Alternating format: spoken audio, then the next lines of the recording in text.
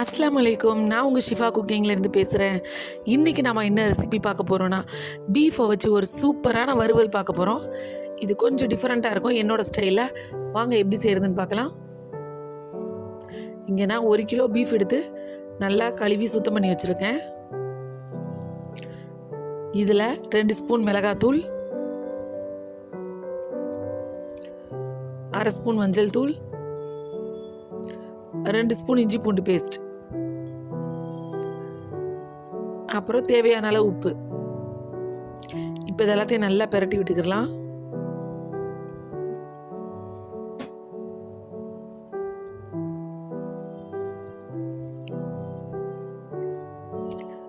இப்போ இதில் கொஞ்சமாக தண்ணி ஊற்றிக்கிறேன்.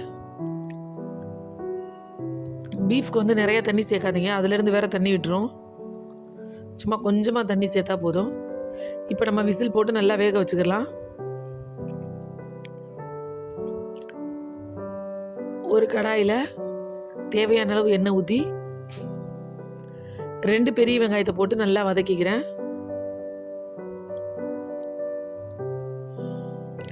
வெங்காயம் இந்த மாதிரி நல்லா கலர் மாறி வந்ததுக்கப்புறம்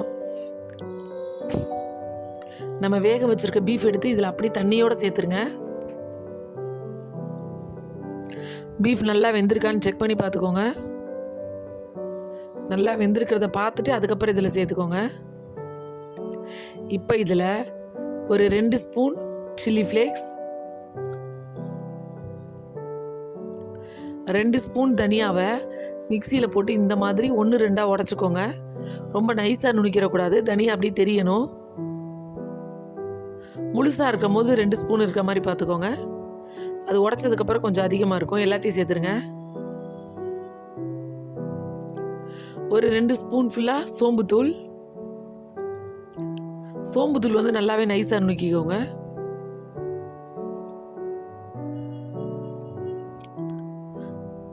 அப்புறம் 2 ஸ்பூன் ஃபுல்லாக மிளகுத்தூள். மிளகுத்தூளும் கொஞ்சம் கரகரப்பாக நுணுக்கிக்கோங்க. இப்போ நம்ம எல்லா மசாலாவும் சேர்த்தாச்சு.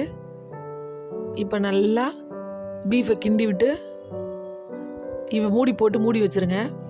இந்த மசாலாலாம் நல்லா அந்த கறியில் ஒன்று சேரட்டும்.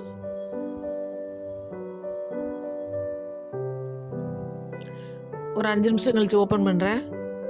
பாருங்கள் கலர் எப்படி நல்லா மாறி வந்திருக்குன்னு. இப்போவே உங்களுக்கு தெரியும் அந்த தனியாவோட ஃப்ளேவர் பயங்கரமாக இருக்கும். ரொம்ப நல்ல ஃப்ளேவராக இருக்கும்.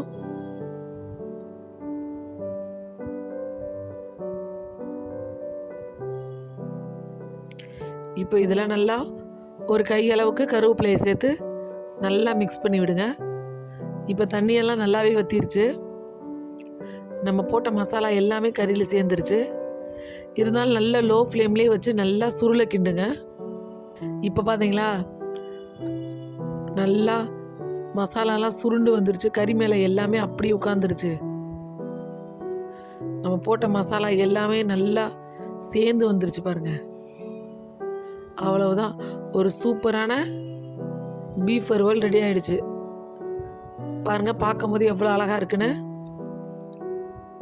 நீங்களும் உங்கள் வீட்டில் இதே மாதிரி ட்ரை பண்ணி பாருங்க, ரொம்பவே நல்லா இருக்கும். என்னோட இந்த ரெசிபி உங்களுக்கு பிடிச்சிருந்துச்சுன்னா என்னோட சேனலை லைக் பண்ணுங்கள், ஷேர் பண்ணுங்கள், சப்ஸ்கிரைப் பண்ணுங்கள். மறந்துடாமல் பெல் ஐக்கானை கிளிக் பண்ணுங்கள். அப்போ தான் நான் போடுற புது புது வீடியோஸ்லாம் உங்களுக்கு நோட்டிஃபிகேஷனில் வரும். சூப்பர். சப்ஸ்கிரைப் பண்ணுங்க.